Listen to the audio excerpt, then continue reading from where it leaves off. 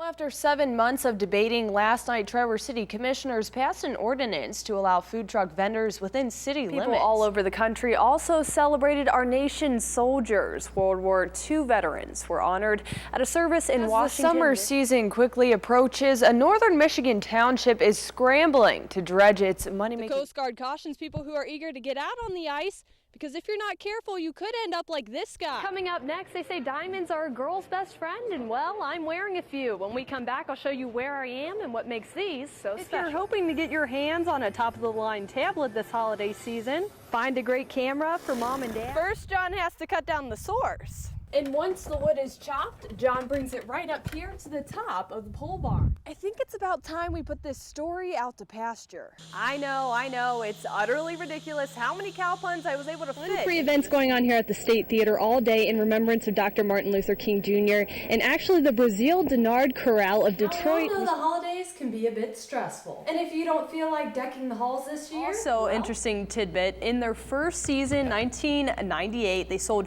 4,200 gallons of ice cream. Guess how much they sold Today at I last? learned, well, I'm not smarter than a fifth grader, or at least not as smart as the ones that I met today.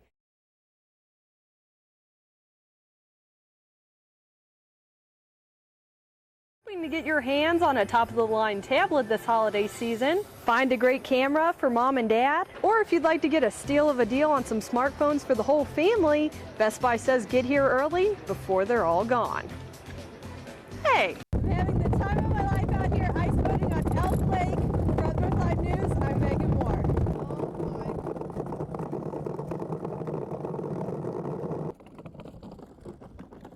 Out here on Upper Herring Lake in Frankfort, the ice is about 4 to 5 inches thick, but with rain and warm conditions, the ice is quickly deteriorating. The Coast Guard cautions people who are eager to get out on the ice, because if you're not careful, you could end up like this guy. Think twice before going on the ice. Coming up next, if you don't feel like dealing with the pesky Christmas lights this winter, well, have no fear. Lights On with Care is here to save the holiday season and make your Christmas a little brighter. Coming up next, they say diamonds are a girl's best friend, and well, I'm wearing a few. When we come back, I'll show you where I am and what makes these so special. Now, we all know the holidays can be a bit stressful. And if you don't feel like decking the halls this year, well, you don't have to.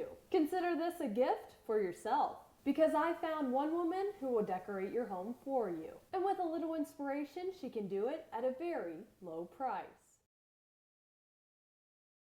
Oregon officials say a 17-year-old was arrested last week for allegedly building bombs that he planned on detonating at school. Police say his attack was modeled after the Columbine shooting. Right. President Obama asked everyone to honor that sacrifice and remember this nation is still at war today. Danielle Lee has more. That's right. And if you're in Traverse City, it's a possibility it will be Moomer's homemade ice cream, and there should be plenty to go around.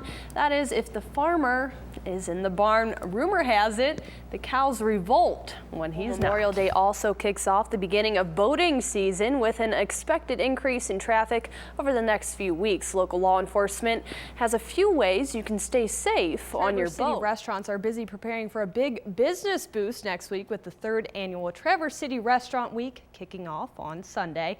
Well, imagine this, being out on the lake and reeling in a big fish, one that beat not state records, but the world record. It was election day here in northern Michigan yesterday. On top of those school issues, there are a few local races, one that generated a lot of interest in the recall election of 3 Charlevoix council members. Well, after 7 months of debating, last night Traverse City commissioners passed an ordinance to allow food truck vendors within city limits. All around the world today, people will celebrate Earth Day, but some of the festivities started early in Traverse City this weekend as dozens of volunteers gathered for a special beach Illegal cleanup. immigrants brought to the country as kids can now apply for a Michigan driver's license and state IDs. Today, Secretary of State offices officially started accepting applications. Police continue to investigate a meth lab operation in Wexford County after a traffic stop that led to the discovery of many dangerous meth cooking materials. The Grand Traverse County Sheriff's Office is trying to identify a body found by 2 horseback riders on Tuesday evening in East Bay. Law enforcement agencies statewide are holding events to mark National Police Week. The Crawford County Sheriff's Office is holding a ceremony in honor of law enforcement officers killed in the line of duty.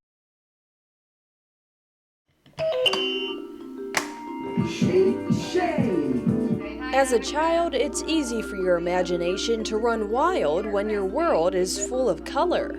But as we get older, that color starts to fade a bit as we trade crayons for ballpoint pens and learning toys for laptops. But what if when everyone else's world turned to black and white, the color in yours remained, glowing brighter than ever before? For one man, seeing color that is absent to the average eye is just an extraordinary part of his otherwise ordinary life. Chris Edwards has what doctors call synesthesia. Specifically, I guess the type of synesthesia that I have is where I see letters, numbers, and days of the week in color. So for instance, this is my particular color scheme. Sometimes they kind of don't realize that they're perceiving differently. If I were looking at black text, I would see the black text, like I physically see the black text, but then this is also kind of overlaid and kind of a part of it that gets filled in by my mind. One part of his brain is seeing it for what it is, but another part of his brain is being activated and blending in something else. And so there's a co-activation of different wiring systems that are commingling. It's pretty rare. I mean, some studies quote it as only happening in 1 in 100,000. I think it's more common than that, and there's different variations of that. As rare as it may be, Chris does recall a guy in high school who is also synesthetic. His was interesting because he saw letters, numbers, and days of the week in color, but he also saw them with personifications. Okay. So whereas for me, Wednesday would be yellow, his Wednesday would be green and spunky. There are different variations of synesthesia. In some cases, different senses are co-activated. Some people, this is a little bit more unusual, will, when they hear a particular symphony, like Beethoven's Fifth Symphony, they will taste chocolate. They'll have the distinct experience of tasting chocolate. What typically happens when someone reads, they read and only and one particular part of their brain is activated. Yeah, synesthesia, they're juggling a few different balls at the same time. While it may sound distracting, for Chris it has actually been quite helpful. For me, like it helps with memorizing things from time to time. Like I can remember someone's name based on the color.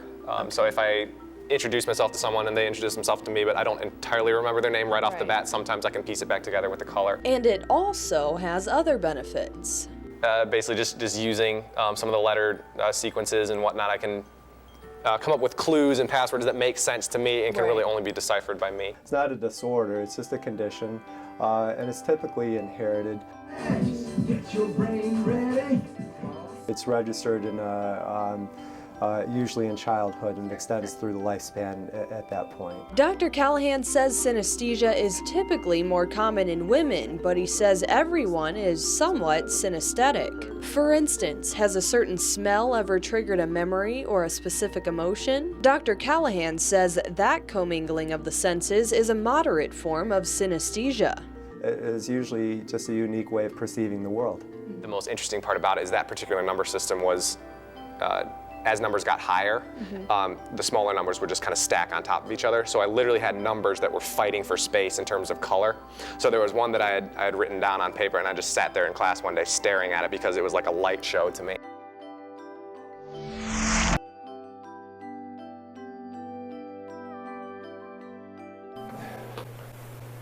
Okay, here's real made with Michigan hand. John Peterson is a passionate woodcrafter from Tustin. It's like when you sing a song that you wrote, nobody can tell you you sang it wrong because it's your own song. It's that kind of thing. From the outside, his ordinary-looking workshop conceals the extraordinary works of art that lie within. Now this is just one of many of John's unique creations here, and obviously there's a lot. There's also a lot of hard work that goes into making these. First, John has to cut down the source. And once the wood is chopped, John brings it right up here to the top of the pole barn. And he says the wood can take anywhere from 2 to 20 years to age. And once the wood has finally aged, John cuts it, he sands it, and he starts to put the finishing touches on it, like oiling it right here, and it turns into one of his wonderful creations. And it's easy to be inspired with thousands of resources towering around him. We've got 55 acres here, mostly hardwoods, and when I'm out on the back 40, I'm always scouting. And I find trees that have gone down with lightning or wind, or some that have died from old age or disease, and those are the ones I harvest. John works with various types of wood, including maple, cherry, and beech, and he says his flawed forest is what makes up these fabulous works of art. Because they've got interest in them. They have real character. They're not perfect, with clear, straight grain, which to me is very boring. So what inspires him? This is going to sound sappy, but my wife and daughter more than anything else. Where John draws his inspiration is priceless, but he says his works of art can range anywhere from $40 upwards of $1,000. But John isn't necessarily in it for the money. Woodcrafting is something he truly loves to do. There's that saying, I want to wear out rather than rust out. I love to work. I love to be creative. I love doing, so just keep doing it.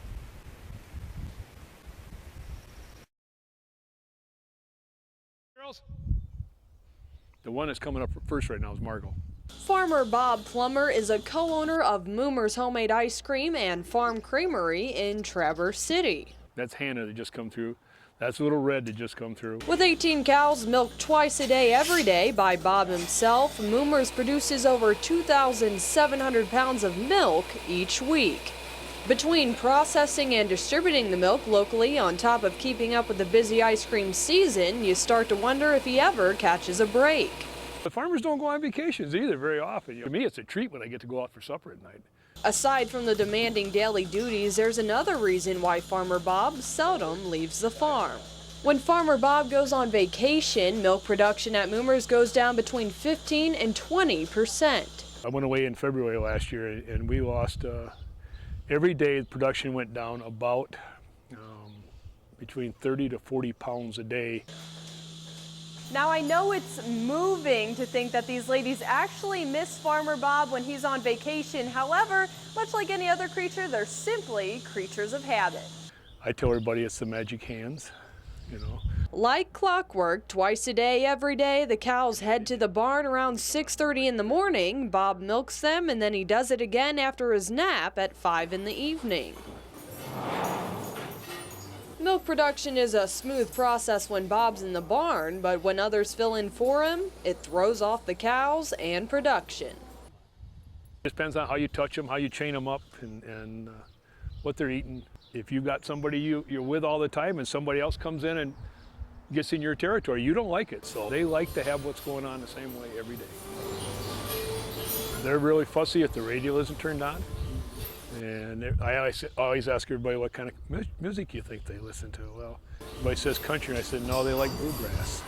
And they do. We listen to bluegrass. When Bob comes a-calling, the herd heads to the barn without delay. Let's try it. Let's see what happens.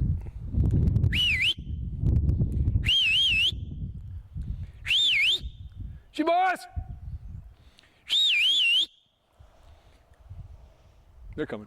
We have a boss cow, and she's the one that moves first and brings them up. And I tell everybody my boss cow's name is Nancy, and my wife's name is Nancy. And there's a reason for that, people. If Bob and his cows have anything in common, it's the commitment they have to each other. The only time I've been out of my barn in the last 21 years is a couple years ago. I had a heart attack, and I was out for 10 days. And I had one kick me in the knee a couple years ago, and I was out for 6 days on that. And other than that, I've been in that barn every day, twice a day for 21 years. But like any relationship, once in a while, Bob and the gals have their differences. Get in there. I got one right now. She'll come in the barn, eat a little bit, run out. She won't let me chain her up, so I go outside, chase her. His job may not always be easy, but Bob wouldn't have it any other way. No, I just like being a farmer. I like the whole idea of getting outside. I mean, they're out there laying down right now, and they're all chewing their cud and having a good time, and everybody's happy. I think it's about time we put this story out to pasture. I know, it's utterly ridiculous how many cow puns I was able to fit into this story. But now I think I've officially milked it for all it's worth. For 7 4 News, I'm Megan Moore.